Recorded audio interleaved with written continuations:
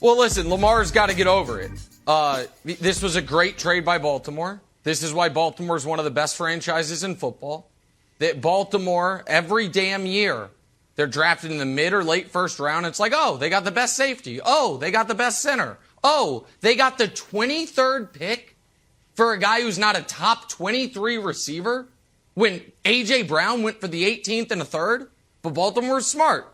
They did what I was talking about before. They did a deal with the suckers in the room. Arizona doesn't know what they're doing. They haven't known what they're doing for years. They're just like, they're doing the old Al Davis plan of team building, which is, when, rest in peace, Al Davis did some amazing things. But at one point in his career, it was just 40 time.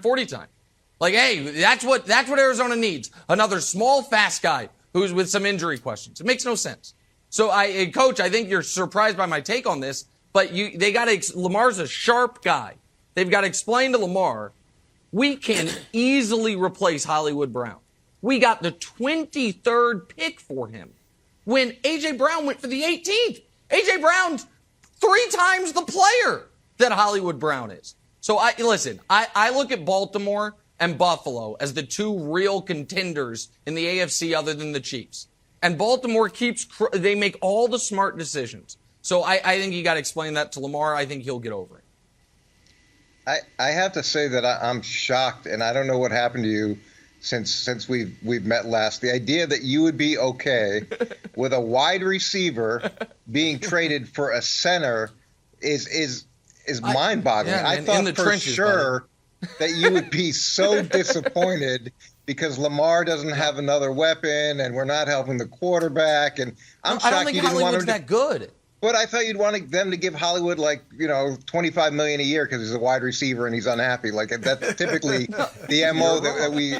But I love what they did here. They went and got a center from a place where they have a great relationship, obviously, with Kirk Ferentz.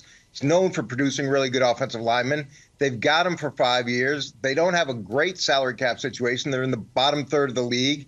They're going to have to pay Lamar. And look, they're a running team. They run the ball 30 times a game. That's who they are. That's their identity. And the receivers aren't as big a part of that process as the offensive line is. It makes a ton of sense. All right, look, this is strange because according to Eric DeCosta, the Ravens GM, Hollywood Brown wanted out. He asked him after the season to trade him. Now, he's close with Lamar, supposedly. So either Lamar knew that Hollywood Brown wanted out and was just in the moment, it hadn't happened for a few months. He hadn't been traded. Maybe he's thinking they're not going to end up trading him. And in the moment, he's shocked, and that was his tweet. Or Hollywood Brown, as close as they are, supposedly, didn't tell Lamar that he wants out because Lamar is a big part of the reason he wants out. Because as great as Lamar is, we know he's not one of the best passing quarterbacks in the league. And we've seen, what was it? Juju Smith-Schuster, T.Y. Hilton, Kenny Galladay. They all passed. As much as players love and respect Lamar, the receivers don't really want to play with him. And Hollywood Brown, who, like Nick said, is a good, not great receiver, he wanted out too because he's afraid I can't put up the big numbers that are going to get me the big, huge contract that these receivers are getting nowadays playing with Lamar. So, Wilds, to me, that is the potential problem, that these receivers don't really want to play with Lamar because they know they're not going to get the ball but so much. So I think that's a fair point. The other potential problem here, and Coach, I want to throw this to you, is that there seems to be some sort of rift between Lamar and the Ravens organization.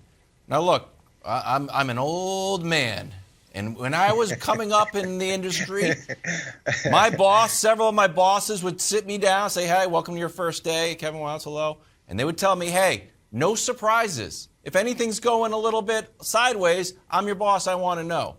And then when I eventually became a boss, I would tell everybody that I was sort of leading, hey, no surprises. I won't surprise you, you won't surprise me. We'll kind of do that.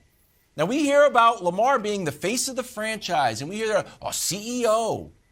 Well, you just surprised your CEO, and he expressed displeasure to the world. And he retweeted something as well that says he was surprised by this. So to me, it seems like a big deal, where it was a big deal for Aaron Rodgers when they drafted Jordan Love and they didn't tell him, and we spent weeks talking about it. Well, now they traded Hollywood Brown and they didn't tell Lamar about it, and he went public with it in a more vociferous way than Aaron Rodgers did. So do you think this is a big deal or not a big deal, Coach? No, I don't think it's a big deal. I would imagine he would be frustrated as much as organizationally you like the decision that they made because of the cap situation, the practicality of it, all those things. I'm sure Lamar doesn't view himself as a guy who is limited in terms of what he can do with wide receivers. That's not his perspective on things. And any quarterback wants to have guys that he can throw to. He can't throw to the center. He may be able to have a little bit more time because of it, but he is going to need some guys to throw to, especially on the outside of the offense. And that frustration, I imagine, is real because his perspective of things is different than necessarily what we're talking about. I would say the bigger quarterback organization relationship that is a red siren light for me from this is Kyler in Arizona.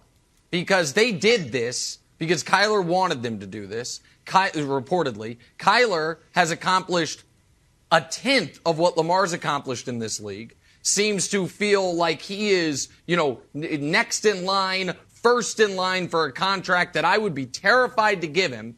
And Arizona, I think one of the reasons Lamar didn't get a heads up was this is the type of deal. I think DaCosta got the phone call. Like, hold on, you're trading us. You want to trade it? The 23rd deal done. Send it in. Call it in. No take back. No give backs. Like they didn't have a lot of time. They were like, no. Send that card in, boys. Thanks for watching. Subscribe here to get the latest from the show. Also, be sure to check out more of the best clips from First Things First, or go watch a few segments from our other shows on FS1.